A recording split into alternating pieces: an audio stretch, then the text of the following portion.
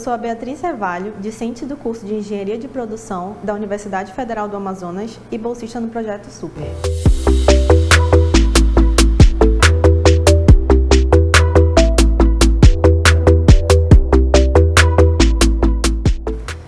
Então, no primeiro episódio dessa super jornada na engenharia de produção, verificamos fatores importantes que são levados em consideração no momento em que se decide instalar uma organização em determinada localidade. Mas você sabe como e quais são as ferramentas que as organizações adotam nessa fase de decisão de se instalar em determinado país, região ou cidade? Neste episódio, vamos explorar os modelos de decisão mais utilizados na avaliação de alternativas de uma localização. Então, vamos juntos nessa jornada e entender os modelos usados para a definição da localização de um empreendimento. A avaliação das alternativas de localização. Uma vez pré-selecionadas as várias localidades alternativas que se apresentam para a instalação de uma base de operações, existem muitos modelos de referência que podem auxiliar no processo de decisão. Normalmente, uma decisão de localização se baseia em dois tipos de dados. Os dados quantitativos, que são dados sobre o local, que podem ser medidos em forma de valor numérico, como por exemplo, custos de transporte, preço de matéria-prima, custos fixos das instalações, valor dos salários da região, etc. E os dados qualitativos são dados sobre o local que precisam ser medidos de forma mais subjetiva, como, por exemplo, aspectos climáticos, qualidade de vida, nível de escolaridade e qualidade da mão de obra e demais informações de cunho subjetivo. Nesse sentido, temos, segundo a bibliografia da área, que os modelos de decisão mais utilizados na avaliação de alternativas de localização são modelo de ponderação qualitativa, modelo do centro de gravidade, análise de custos e pontos de equilíbrio, e o modelo de transporte. O modelo de ponderação qualitativa propõe uma forma de medir e dar valor aos dados de natureza subjetiva, possibilitando a comparação entre as várias alternativas de localização. As suas fases são identificação dos fatores relevantes, atribuição de pesos de ponderação para os fatores, atribuição de notas para cada localidade em função dos fatores avaliados e a ponderação das notas. Este modelo possui vantagens e desvantagens que são apresentadas na tabela a seguir. O modelo do centro de gravidade leva em conta as distâncias e custos de transporte de captação de matérias-primas e distribuição de produtos acabados. O ponto correspondente ao centro de gravidade representa o local onde os custos de transporte são mínimos.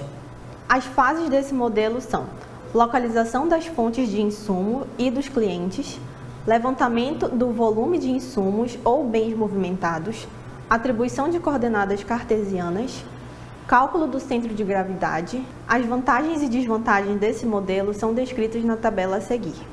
Modelo da análise custo-lucro-volume. Consiste em realizar uma análise CLV para cada uma das alternativas de local pré-selecionado para a operação, optando-se naturalmente pelo de melhor resultado. As fases desse modelo são levantamento dos custos e preços de venda, cálculo do lucro ou margem de contribuição, cálculo do ponto de equilíbrio. O procedimento para análise da localização sobre o trinômio custo, lucro, volume envolve os seguintes passos. Primeiro, determinar os custos fixos e variáveis associados com cada alternativa de localização.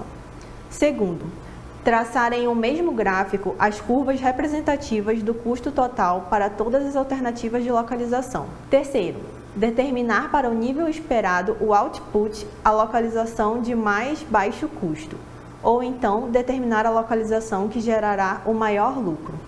Agora vamos aprender a determinar o cálculo do lucro, da margem de contribuição e do ponto de equilíbrio.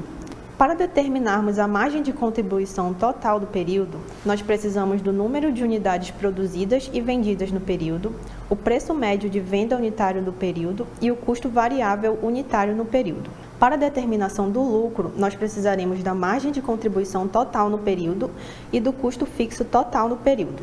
Para a determinação do ponto de equilíbrio, nós precisaremos do custo fixo total no período, preço médio de venda unitário no período e o custo variável unitário no período. Assim como nos outros modelos, esse também possui suas vantagens e desvantagens. Elas estão apresentadas na tabela a seguir.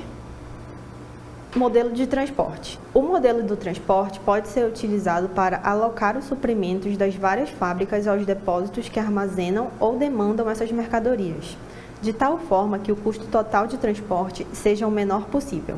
Normalmente, a análise do problema gera um plano de expedição relativo a determinado período de tempo, dias, semanas, e, uma vez estabelecido o plano, ele geralmente não é alterado, salvo que algum parâmetro do problema, oferta, demanda, custos unitários de expedição, sofram modificações.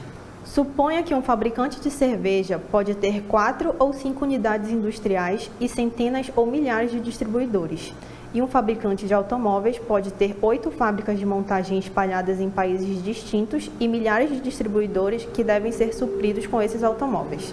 Nestes casos, o modelo de transporte assume grande importância por sua capacidade de identificar o plano de distribuição ótimo. As origens ou fontes, pontos de expedição ou de suprimento podem ser fábricas, armazéns, departamentos ou qualquer unidade a partir da qual as mercadorias são distribuídas. Os destinos podem ser fábricas, armazéns, departamentos ou outras unidades que recebem as mercadorias.